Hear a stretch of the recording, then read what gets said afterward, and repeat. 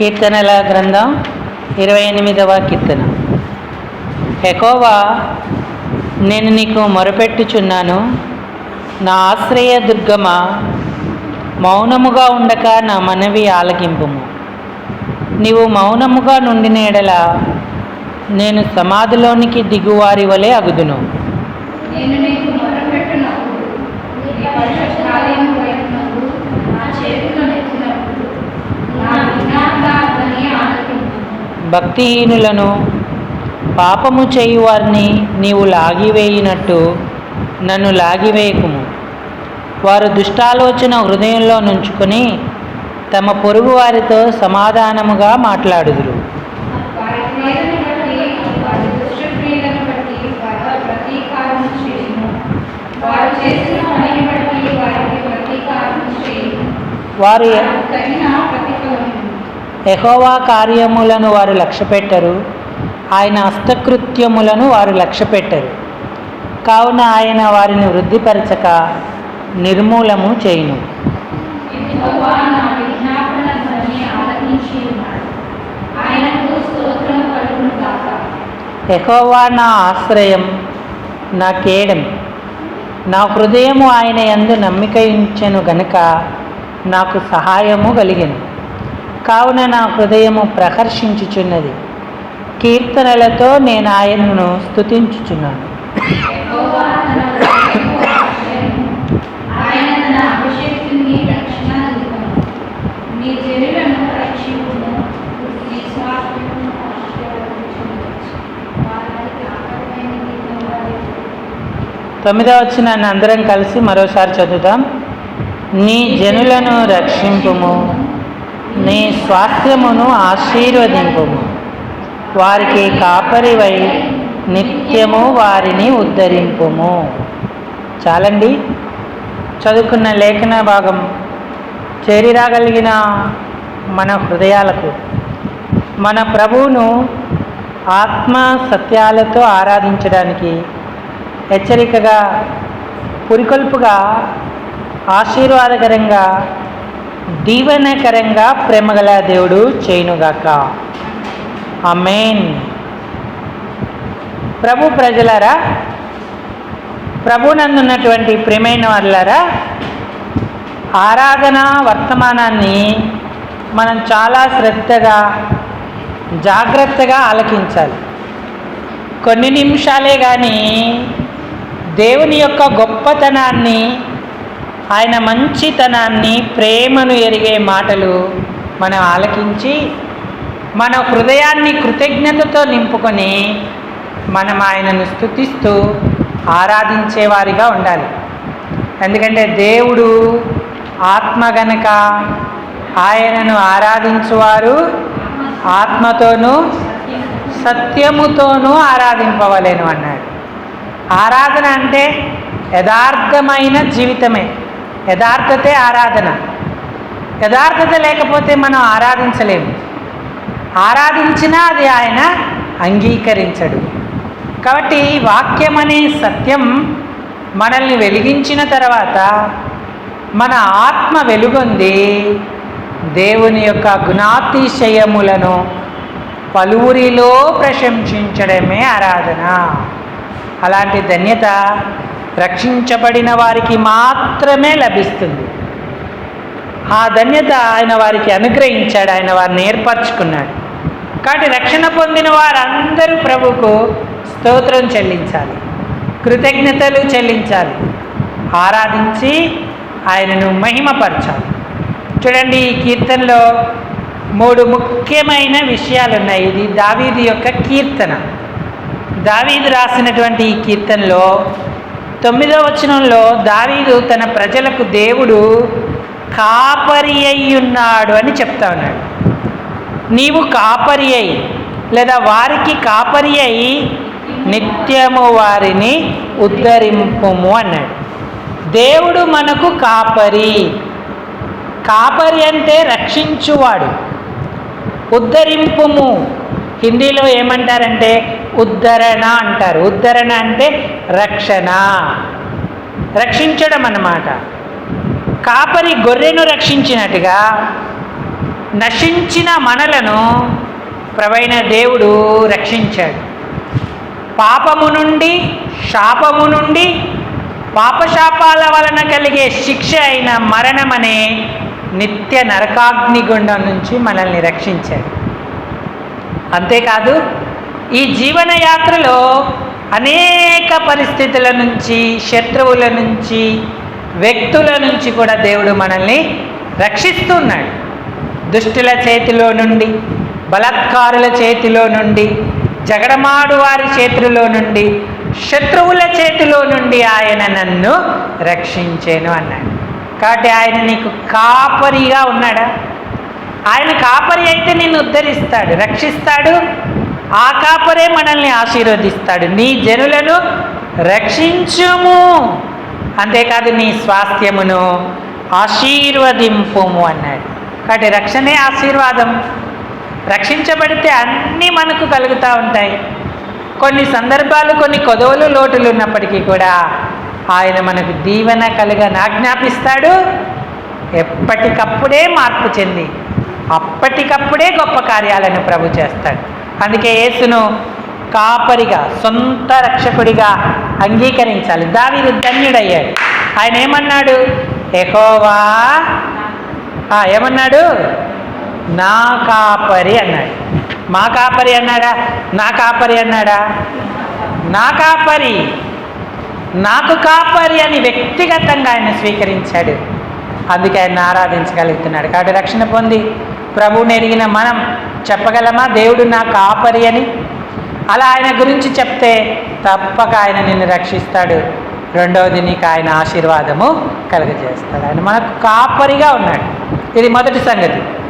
అందులోనే రక్షణ, ఆశీర్వాదాలు రెండు సంగతులు. ఇక రెండవ సంగతి గుర్తిస్తే ఆయన మనకు సహాయము చేస్తూ ఉన్నాడు. 7వ వచనం చదవండి. యెహోవా నా ఆశ్రయము, నా కేడెము, నా హృదయము ఆయన యందు నమ్మిక ఉంచెను గనుక ఆమేన్, నాకు సహాయము. మనం సహాయం కలిగితే ఎంత సంతోషం మనకి. మనుషులకు సహాయం చేస్తేనే ఆనందం కలుగుతూ ఉంటుంది. కానీ దేవుడు మనకు సహాయం చేస్తే ఏం కలుగుతుంది? కావున నా హృదయము ప్రహర్షించుచున్నది అన్నాడు. ప్రహర్షం అంటే చిరునవ్వు, సంతోషం, సంతోషంతో కలిగే నవ్వు. అప్పుడు ఆ కీర్తనకారుడు ఏం చేస్తున్నాడంటే, నేను కీర్తనలతో ఆయనను స్తుతించుచున్నాను అన్నాడు. దేవుడు మనకు సహాయకుడు. మన చిన్న విశ్వాసం, ఆయన యందున్న చిన్న నమ్మిక ద్వారా దేవుడు మనకు గొప్ప సహాయం చేస్తూ ఉన్నాడు. అప్పుడు మన హృదయం ఎంతో సంతోషిస్తుంది, మనకు చిరునవ్వు కలుగుతుంది. దేవుని సహాయము వలన మనం ఆనందించేటువంటి వారంగా ఉంటాం. మొదటిది కాపరి అయి ఉన్నాడు, ఉద్ధరిస్తున్నాడు. రెండోది మనకు సహాయము చేయించున్నాడు. సహాయం చేయకపోతే ఎంత కష్టం. ఈ లోకంలో ఎక్కడికి వెళ్ళినా మనుషులకు ఏం కావాలి? గట్టిగా చెప్పండి, ఏం కావాలి? హాస్పిటల్కి వెళ్తావు, తెలియని హాస్పిటల్, ఫస్ట్ అక్కడికి ఎవరిని అడుగుతావు? సహాయం అడుగుతామా అడగమా? అక్కడ ఒకటి బోర్డు రాయబడి ఉంటుంది, మే ఐ హెల్ప్ యూ, నేను మీకు ఏ విధంగా సహాయపడు. బ్యాంకుకి వెళ్తావు, బ్యాంకులో కూడా ఒక కౌంటరు ఉంటుంది. బస్ స్టాండ్కి వెళ్తాం, అక్కడ కౌంటర్ ఉంటుంది. నేను పలానా ఊరెళ్ళాలండి, బస్సు ఎప్పుడు వస్తుంది అని అడుగుతూ ఉంటాం. సహాయము పొందకుండా మనం ఉండలేము. సహాయం ప్రతి క్షణం మనకు అవసరం. కానీ మన నిత్య జీవితంలో దేవుడు సహాయం చేస్తే ఎంత అద్భుతం. అనేక సందర్భాలు తల్లిదండ్రులు సహాయం చేయరు, అన్నదమ్ములు సహాయం చేయరు, అక్క చెల్లెలు సహాయం చేయరు, కానీ దేవుడు సహాయము చేస్తాడు. అందుకే ఆయనకి ఏమని పేరుంది? సహాయకుడు. దేవుని సహాయము నేను పొంది ఉన్నానన్నాడు. దేవుడి సహాయం పొందిన వారందరూ ఆనందిస్తారు. ఈ నెలంతా దేవుడు నీకు ఎంత సహాయం చేశాడు, ఎన్ని విషయాలలో సహాయం చేశాడు. నీ హృదయం ఆనందించేటట్టు సహాయపడిన దేవునికి నువ్వు కీర్తనలతో స్తుతిస్తూ కృతజ్ఞతలు చెల్లిస్తూ ఉన్నావా? అదే ఆరాధన. ఆయన కాపరి అయి ఉద్ధరిస్తున్నాడు. రెండవది సహాయం చేస్తూ సంతోషాన్ని కలిగిస్తున్నాడు. ఇక మూడోది ఏం చేస్తున్నాడు ఆయన? పై వచనాన్ని చదవండి, 28 కీర్తనలోనే 6వ వచనం. యెహోవా నా విజ్ఞాపనల ధ్వని ఆలకించి ఉన్నాడు, ఆయనకు స్తోత్రము కలుగునుగాక అన్నాడు.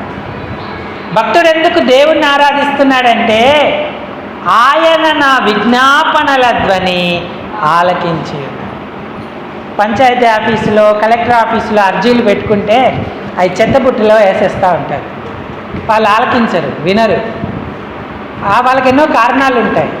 కానీ దేవునికి అర్జీ పెట్టుకుంటే, దేవునికి విజ్ఞాపన చేస్తే, దేవునికి విన్నవించుకుంటే ఆయన ఆలకిస్తూ ఉన్నాడు. అందుకే తనకు మొరపెట్టుకుని వారికి, తనకు నిజంగా మొరపెట్టుకుని వారికి యెహోవా సమీపముగా ఉన్నాడన్న. మొరపెట్టుకోవడం ఏంటి? నిజంగా మొరపెట్టుకోవడం ఏంటి? అమ్మ ఆలకిస్తున్నారా? మొరపెట్టుకోవడం ఏంటి? నిజంగా మొరపెట్టుకోవడం ఏంటి? ఇప్పుడు మీ ఇంటికి మేము వచ్చామనుకోండి, ఏదో మోమాటానికి అయ్యగారు భోజనం చేసి వెళ్ళండి అంటారు. నిజంగా అన్నారా? ఊరికే అన్నారా? ఊరికే మాట వరుసగా అడిగాం అంతే.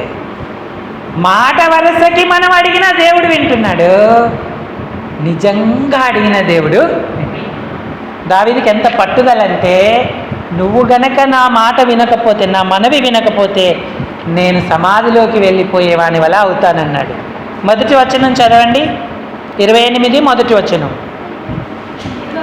యెహోవా నా ఆశ్రయ దుర్గమా, మౌనముగా ఉండక నా మనవి ఆలకింపుము. నువ్వు మౌనంగా ఉంటే నేను సమాధిలోనికి దిగువారి వలె అగ్గుదును అన్నాడు. నా విజ్ఞాపనల ధ్వని ఆయన ఆలకించాడు. ఆయనకు స్తోత్రము కలుగునుగా కానీ ఆరాధిస్తున్నాడు. ఈనాడు మనకు దేవుడు, మనం ఏదో నిర్లిప్తంగా ఇష్టం లేకపోయినా మరియు అంత పట్టుదలతో అడగకపోయినా అనేక సందర్భాలు మనవి విన్నాడు, మన ప్రార్థనలు ఆలకించాడు. అందుకు మనం ఆయనను ఆరాధించాలి. ఎంత గొప్ప దేవుడు! మనం కూడా మర్చిపోతామేమో కానీ మనం చేసిన ప్రార్థనలు ఆయన ఎన్నటికీ మర్చిపోడు. దావీదు మరి దేవుణ్ణి ప్రార్థన ఆలకించినందుకు ఘనపరుస్తూ వస్తున్నాడు. అయితే చుట్టుపక్కల ఉన్న కొంతమందిని చూసి దావీదు మాట అన్నాడు. కానీ దావీదుకు వాళ్ళేదో చేశారని కాదు, కానీ వారు దేవుని క్రియలు ఆలోచించరు గనక, దుర్మార్గులు గనక వారికి అలాంటిది కలగజేయమని దావీదు అడిగాడు. వారు దుష్ట ఆలోచన హృదయంలో ఉంచుకొని పొరుగు వారితో సమాధానంగా మాట్లాడుదురు అన్నాడు. 5వ వచనంలో యెహోవా కార్యములను వారు లక్ష్యపెట్టారు, ఆయన హస్తకృత్యములను వారు లక్ష్యపెట్టారు అన్నాడు. అలాంటి వారులను దేవుడు నిర్మూలన చేస్తాడు అని చెప్పి దావీదు పలుకుతా ఉన్నాడు. కాబట్టి ఆరాధించేటువంటి వారు దేవుని కార్యాలను లక్ష్య పెట్టాలి, ఆయనను గణపరచాలి. మన ప్రభువు మన పాపాల పరిహార నిమిత్తమై మ్రాణి మీద వ్రేలాడాడు, ఆకరక్త బట్టి వరకు కార్చి చనిపోయి సమాధి నుంచి తిరిగి లేపబడ్డాడు. మనకు కాపరి అయి మనల్ని రక్షిస్తూ ఉన్నాడు. అంతేకాదు మనకు సహాయము చేస్తూ సంతోషాన్ని కలిగిస్తున్నాడు.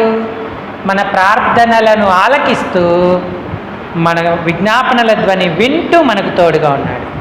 అందుకని ప్రభువును మనం ఆనందంతో ఆరాధించాలి, కృతజ్ఞతాస్తుతులు చెల్లించాలి, ఘనపరచాలి. కటి అనుభవాలు పొందిన మనం మౌనంగా ఉండకూడదు. అయ్యా నాకు ఇచ్చిన రక్షణకై స్తోత్రం, నాకు చేసిన సహాయానికై స్తోత్రం, నేను ఇష్టం లేక చేసిన ప్రార్థనలు కూడా నువ్వు ఆలకించి నాకు ప్రతిఫలం ఇచ్చినందుకు కృతజ్ఞతలయ్యా.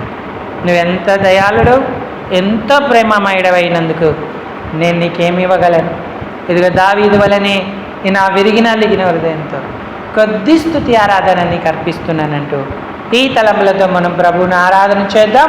దయచేసి అందరి తలలోంచి కళ్ళు మూసుకోండి, మన ఆరాధనలోకి ప్రవేశిద్దాం.